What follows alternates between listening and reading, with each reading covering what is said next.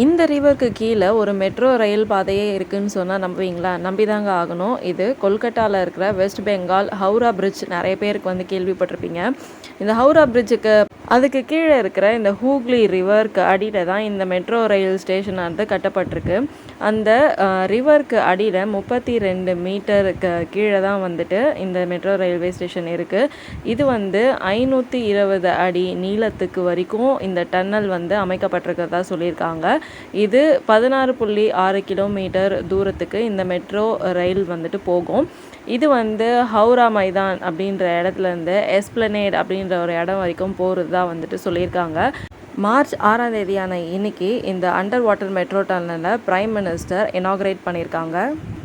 இந்தியாவிலேயே first open பண்ணியிருக்கிற under water metro station தாங்க இது. இது நம்ம நாட்டுக்கே வந்துட்டு ரொம்ப பெருமையான விஷயம். இந்த மெட்ரோ ஸ்டேஷனை பில்ட் பண்ணது மூலயமா இந்தியா இன்னைக்கு ஒரு வரலாறு படைச்சிருக்குன்னே சொல்லலாம். இந்த இன்ஃபர்மேஷன் உங்களுக்கு பிடிச்சிருந்ததுன்னா உங்கள் ஃப்ரெண்ட்ஸ் அண்ட் ஃபேமிலிக்கு இந்த வீடியோவை மறக்காமல் ஷேர் பண்ணுங்கள். நம்ம சேனலை மறக்காமல் சப்ஸ்கிரைப் பண்ணிக்கோங்க.